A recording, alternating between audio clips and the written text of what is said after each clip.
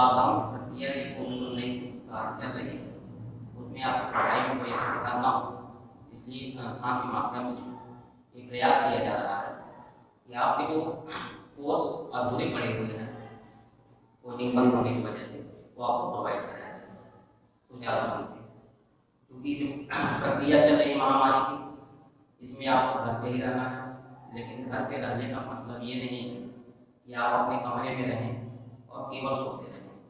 आपको पढ़ना भी है, तो पढ़ाई को कहीं ब्रेक ना हो, इसलिए इस संस्थान के माध्यम से आपके सारे course step by step provide कराए जाएंगे। तो साइंस की क्लास के अंतर्गत आज हम लोग एक नए टॉपिक की शुरुआत करेंगे, प्रकाश संश्लेषण।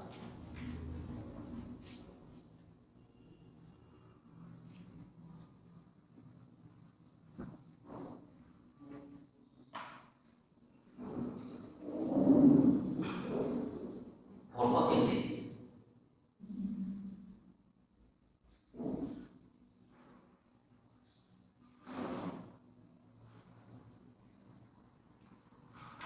प्रकाश संश्लेषण क्या है?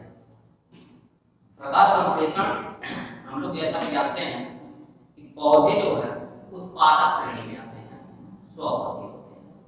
तो प्रकाश संश्लेषण की क्रिया के माध्यम से पौधे अपने भोजन का निर्माण करते हैं, क्योंकि प्रत्येक जीवधारी को जीवित रहने के लिए ऊर्जा की आवश्यकता होती है और ऊर्जा की पूर्ति भोज्य पदार्थों के माध्यम से होती है।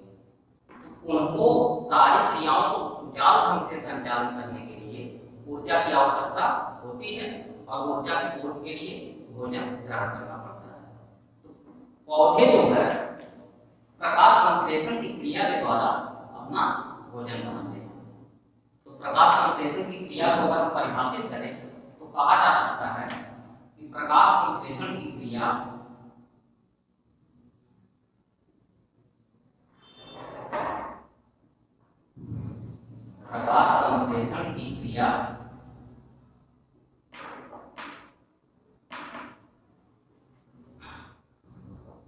वह क्रिया है जिसमें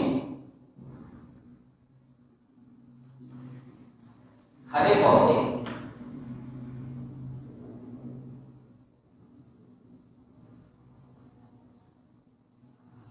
अपना भोजन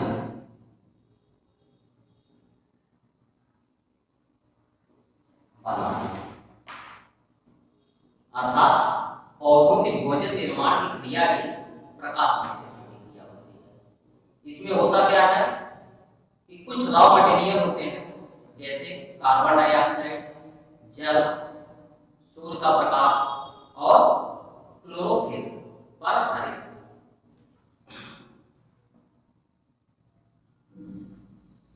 जल मतलब H2O, कार्बन डाइऑक्साइड,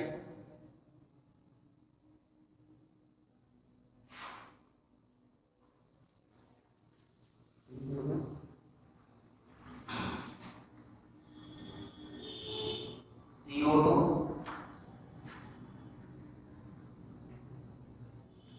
प्रकाश और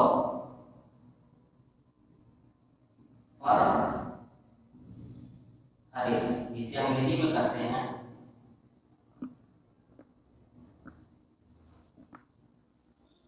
क्लोरोफिल।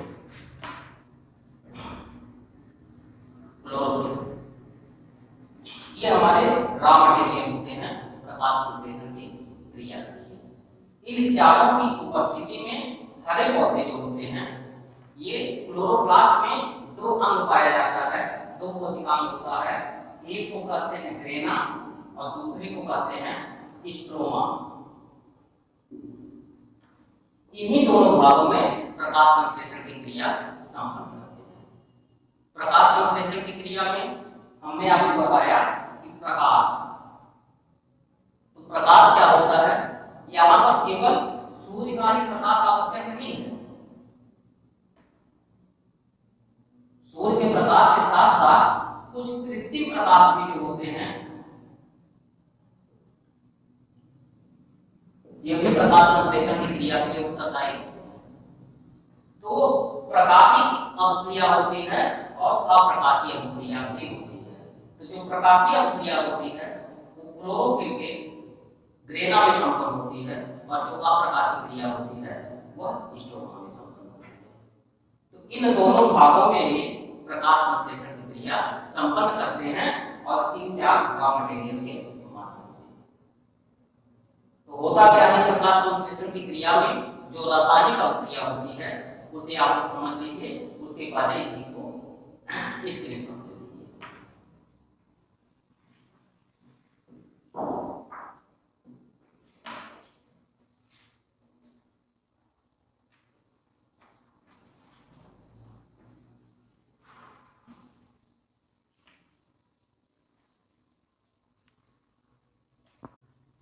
तो प्रकाश संश्लेषण की क्रिया में हमने आपको चार रॉ मटेरियल बताया, जल, CO2, हरित द्रवक और प्रकाश। इसमें होता क्या है,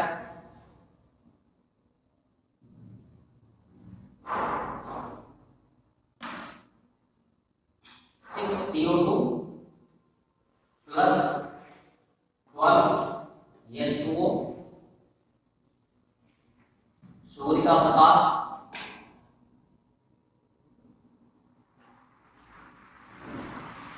और क्लोरोफिल।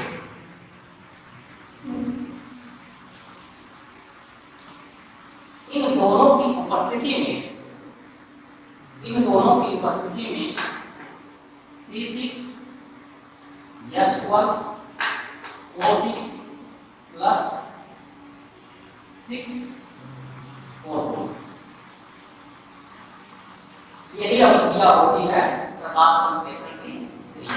इसमें होता क्या है, 6 अणु कार्बन डाइऑक्साइड के 12 अणु जल में सूर्य के प्रकाश और क्लोरोफिल में की सहायता से एक ग्लूकोज का निर्माण करते हैं और 6 अणु ऑक्सीजन के मुक्त करते हैं।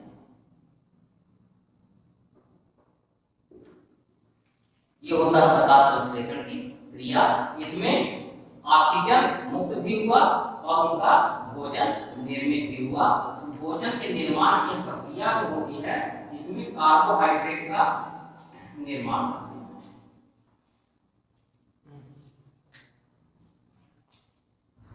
कार्बोहाइड्रेट का निर्माण करते हैं। यही कार्बोहाइड्रेट निर्माण प्रक्रिया है जिनकी भोजन हुआ है, ये इनका भोजन कहलाएगा और हमको आपको ऑक्सीजन प्रोवाइड कराते हैं। ये पूरी प्रक्रिया है प्रकाश संश्लेषण की अभिक्रिया। इसी अभिक्रिया को भी प्रकाश संश्लेषण की क्रिया कहते हैं। अब आइए हम लोग प्रकाश संश्लेषण की क्रिया में जो रॉ मटेरियल होते हैं उस पर जो प्रश्न आते हैं उस पर हम लोग चर्चा करेंगे।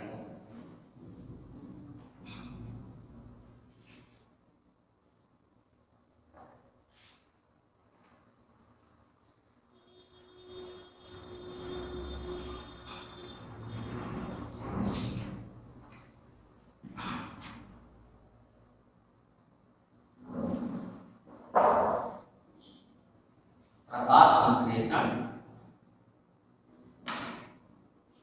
की क्रिया,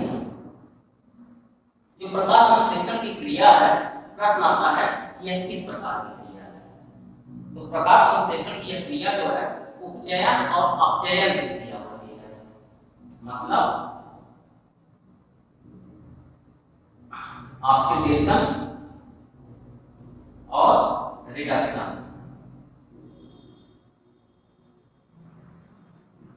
इसमें जल का जो है ऑक्सीडेशन होता है और जल की ऑक्सीडेशन से हमको ऑक्सीजन की पूर्ति होती है। ऑक्सीजन बनने में और कार्बन डाइऑक्साइड का रिडक्शन होता है और इसके रिडक्शन के द्वारा शर्करा या ग्लूकोज का निर्माण होता है। यह कैसी प्रक्रिया है, यह ऑक्सीडेशन और रिडक्शन की क्रिया कहलाती है। यह भी प्रश्न आपसे पूछा जाता है कि प्रकाश संश्लेषण की क्रिया किस प्रकार की क्रिया है, तो उसका उत्तर आप मारेंगे उपचयन और अपचयन की क्रिया अर्थात ऑक्सीडेशन और रिडक्शन। इसमें जल का ऑक्सीडेशन होता है और ऑक्सीजन बनता है, कार्बन डाइऑक्साइड का रिडक्शन होता है और उसके माध्यम से शर्करा या ग्लूकोज का निर्माण होता है। ये प्रश्न आपसे पूछा जाता है ये किस प्रकार की क्रिया है, उसका उत्तर होगा ऑक्सीडेशन और रिडक्शन। दूसरा प्रश्न इसमें ऑक्सीजन बनता है तो किसके ऑक्सीडेशन से बनता है, तो जल के, और जो शर्करा या ग्लूकोज का निर्माण होता है उसमें किसका रिडक्शन होता है, CO2 का। ये दो प्रश्न आपके यहाँ से भी पूछे जाते हैं। अब जो रॉ मटेरियल से प्रश्न आता है उस पर हम चर्चा करेंगे।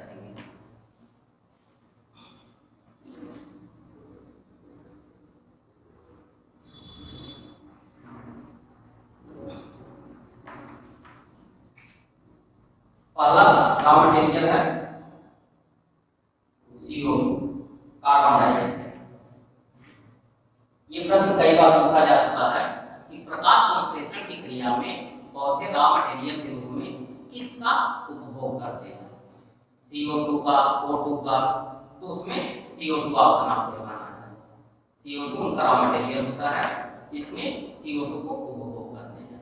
अब दूसरा प्रश्न कि CO2 की प्राप्ति कहाँ से करते हैं, आखिर प्रकाश संश्लेषण की क्रिया में पौधे CO2 को कहाँ से ग्रहण करते हैं, तो यहाँ दो उत्तर होगा।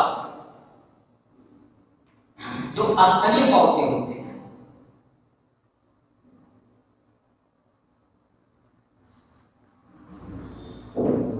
अर्थात जो जमीन में पाए जाते हैं, जैसे आम हुआ, पीपल हुआ, नीम हुआ, जिसे हम आप लोग देखते हैं अपने चारों तरफ के वातावरण में जो स्तर पे पाए जाते हैं, ये जो होते हैं ये कार्बन डाइऑक्साइड की पूर्ण वायुमंडल से बनते हैं।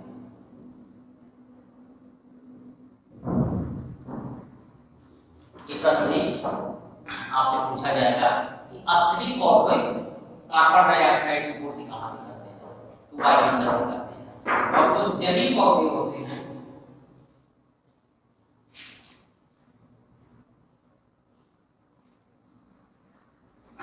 जैसे जलकुंभी, ये जो है अपने कार्बन डाइऑक्साइड की पूर्ति, वो जो जल में घुली हुई कार्बन डाइऑक्साइड होती है,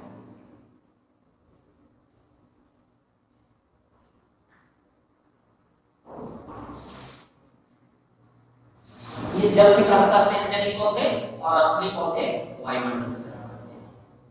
ये दो प्रश्न आपसे पूछा जाता है। नेक्स्ट है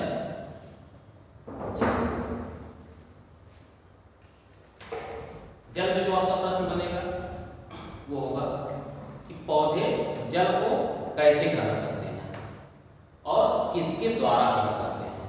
तो पौधे जल को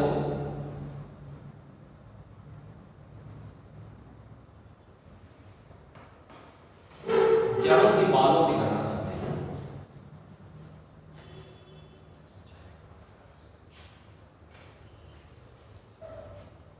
जड़ों के बालों से ग्रहण करते हैं, मतलब जैसे मान लीजिए यह एक पौधा है, इसमें यहाँ से जड़ निकला हुआ है, तो इसमें आप लोग देखेंगे जड़ को कभी ध्यान से, तो छोटे छोटे रेशे निकले रहते हैं जड़ों में।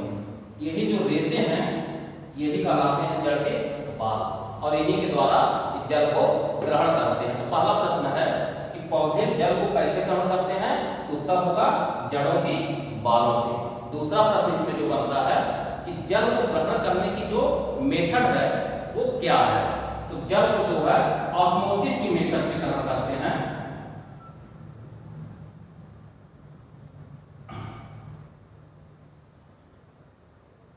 ऑस्मोसिस जिसे हिंदी में कहते हैं परासरण की क्रिया। तो पौधे जल को परासरण की क्रिया या ऑस्मोसिस मेथड से जड़ों के बालों के द्वारा ग्रहण करते हैं, और इसी जल से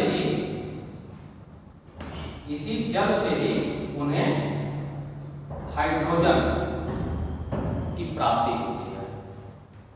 ये प्रश्न भी पूछा जा चुका है कि प्रकाश संश्लेषण की क्रिया में आवश्यक हाइड्रोजन को पौधे किससे प्राप्त करते हैं? तो उसका उत्तर होगा जल से। जल से ही हाइड्रोजन की प्राप्ति होती है।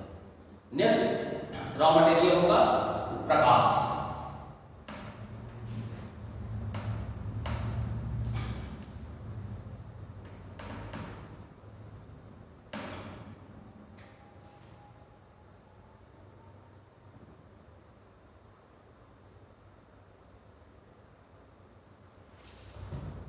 प्रकाश जो है इसके अंदर क्या है, हमने आपको बताया था कि प्रकाश संश्लेषण की क्रिया में सूर्य का प्रकाश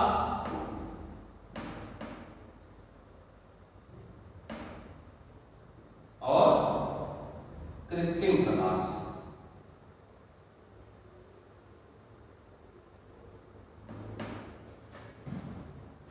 ये दोनों जो है प्रकाश संश्लेषण की क्रिया के लिए उत्तरदायी होते हैं।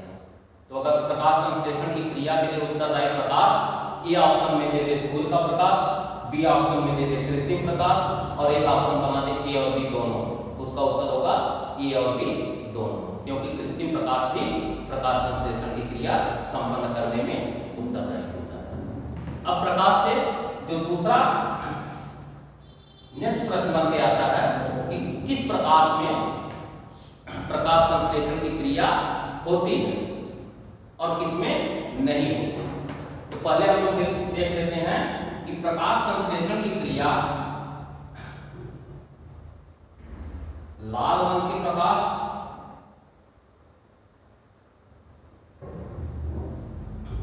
नीला प्रकाश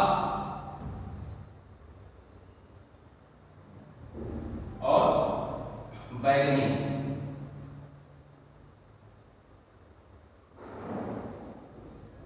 प्रकाश, इन तीन रंगों के प्रकाश में तो प्रकाश संश्लेषण की क्रिया होती है, उसमें भी लाल रंग के प्रकाश में सर्वाधिक होती है और बैगनी रंग के प्रकाश में सबसे कम। तो किस प्रकाश में प्रकाश संश्लेषण की क्रिया सबसे कम होती है? उत्तर होगा बैगनी रंग के प्रकाश में। और किसमें सबसे अधिक होती है? तो लाल रंग के प्रकाश में। अब लास्ट रॉ मटेरियल होगा हमारा क्लोरोफिल।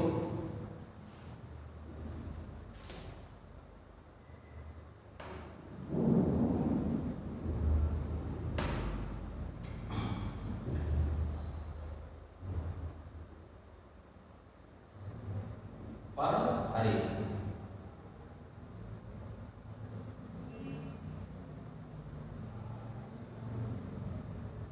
क्लोरोफिल, हम लोग जब कोशिका का अध्ययन कर रहे थे तो उसमें हमने आपको बताया था लवक के विषय में, प्लास्टिक लवक के विषय में हमने बताया था 3 प्रकार के लवक पौधों में पाए जाते हैं, वर्णी लवक, अवर्णी लवक और हरित लवक।